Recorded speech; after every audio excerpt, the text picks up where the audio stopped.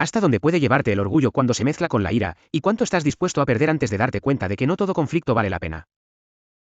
La Ilíada, atribuida a Homero, es mucho más que un relato sobre la guerra de Troya. Es una exploración profunda de las emociones humanas en su estado más intenso, el orgullo herido, la furia descontrolada, el dolor por la pérdida y la búsqueda de sentido en medio del caos.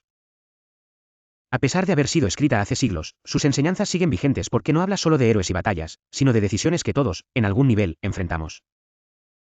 La historia se sitúa en la etapa final de la guerra de Troya, un conflicto largo y devastador que ha consumido años de lucha entre griegos y troyanos. Sin embargo, el foco no está en toda la guerra, sino en un episodio específico que cambia el rumbo de todo, la ira de Aquiles, el guerrero más poderoso del ejército griego. Todo comienza cuando Agamenón, líder de los griegos, decide quitarle a Aquiles a Briseida, una mujer que le había sido entregada como recompensa. Este acto no es solo una disputa personal. Es una humillación pública, un golpe directo al honor de Aquiles. En ese mundo, el honor define el valor de una persona. Quitárselo es quitarle su identidad. Aquiles, profundamente herido, reacciona como muchas veces lo hacemos nosotros, desde la emoción, no desde la razón. Decide retirarse del combate. No pelea más. Y con eso, deja a su ejército en una posición vulnerable. Aquí aparece una de las primeras grandes enseñanzas: una decisión tomada desde el orgullo puede tener consecuencias que van mucho más allá de lo personal. Aquiles no solo se está protegiendo a sí mismo, está afectando a todos los que dependen de él. Mientras Aquiles se mantiene al margen, los troyanos comienzan a avanzar. Liderados por Héctor, el príncipe de Troya, logran ganar terreno y poner en jaque a los griegos.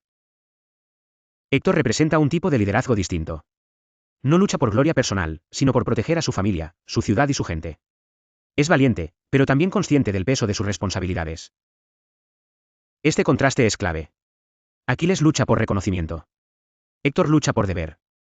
Dos formas de enfrentar la vida que generan consecuencias muy distintas. A medida que la situación empeora para los griegos, aparece Patroclo, el mejor amigo de Aquiles. Incapaz de ver la derrota de su ejército, decide intervenir. Le pide a Aquiles que le preste su armadura para salir a combatir y levantar la moral de los soldados. Aquiles accede, pero con una condición: que no persiga a los troyanos hasta las murallas de la ciudad. Patroclo entra en batalla con fuerza.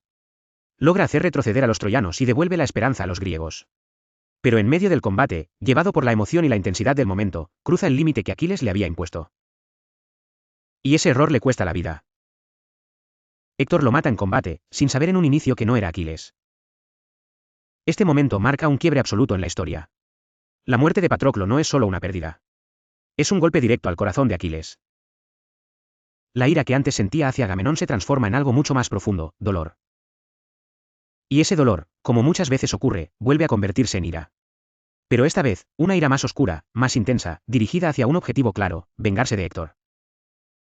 Aquí el libro muestra una verdad incómoda pero real: muchas veces, la ira no es más que tristeza que no hemos sabido procesar. Aquiles vuelve al combate, pero ya no es el mismo. Ya no lucha por honor. Lucha por venganza. Y cuando la motivación cambia, también lo hace la forma de actuar. Se vuelve imparable. Devastador. Arrasa con todo a su paso. Su furia no tiene límites. En paralelo, los dioses intervienen constantemente en la historia. Apoyan a uno u otro bando, influyen en decisiones, alteran el curso de los eventos. Esta presencia divina refleja otra dimensión del relato: la sensación de que, más allá de nuestras decisiones, hay fuerzas que no controlamos. Sin embargo, incluso con la intervención de los dioses, las decisiones humanas siguen siendo determinantes. Y finalmente, llega el momento inevitable: el enfrentamiento entre Aquiles y Héctor. Héctor sabe que tiene pocas posibilidades de ganar. Sabe que Aquiles es superior. Pero aún así decide enfrentarlo. No por orgullo, sino por responsabilidad. Porque huir significaría abandonar todo lo que representa. El duelo es intenso, cargado de tensión emocional. No es solo una pelea entre dos guerreros. Es el choque entre dos formas de entender la vida. Aquiles mata a Héctor. Pero la historia no termina ahí. En lugar de encontrar paz o alivio, Aquiles sigue atrapado en su dolor.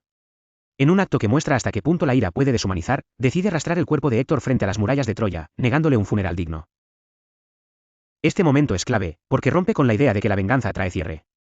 Aquiles ha conseguido lo que quería, pero no se siente mejor. Y entonces ocurre uno de los momentos más poderosos de toda la obra. Príamo, el rey de Troya y padre de Héctor, decide ir al campamento enemigo. Solo. Sin armas. Sin protección. Se presenta ante Aquiles, el hombre que mató a su hijo, y se arrodilla frente a él. No le exige.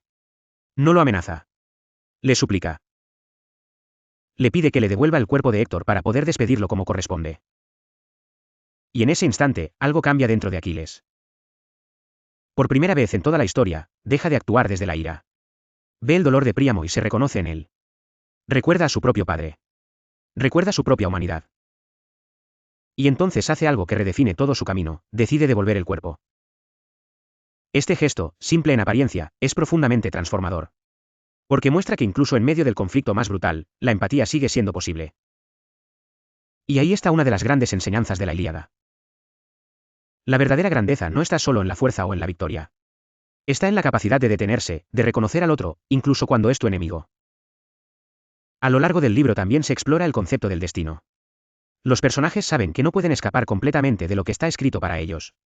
Aquiles, por ejemplo, debe elegir entre una vida larga sin gloria o una vida corta llena de reconocimiento. Y elige la segunda. Esta decisión nos enfrenta a otra reflexión importante: cada elección tiene un costo. No existe un camino perfecto. Solo decisiones con consecuencias. La Ilíada no idealiza la guerra. Muestra su crudeza, su dolor, su impacto humano. Muestra cómo incluso los más grandes héroes son vulnerables, contradictorios, profundamente humanos. Aquiles no es un modelo perfecto. Es poderoso, pero también impulsivo, orgulloso y emocionalmente inestable. Y justamente por eso, es tan real. Nos recuerda que la fuerza sin control puede destruir.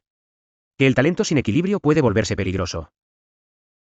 Pero también nos muestra que el cambio es posible. Que incluso alguien dominado por la ira puede reconectar con su humanidad.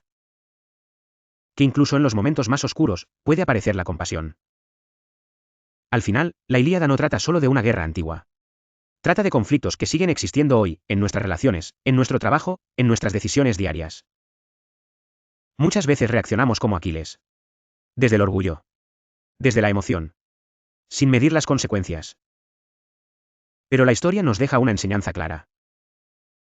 La verdadera fuerza no está en ganar todas las batallas. Está en saber cuándo detenerse. En saber cuándo escuchar. En saber cuándo dejar de luchar. Porque no todo conflicto se resuelve con más fuerza. Algunos se resuelven con más conciencia.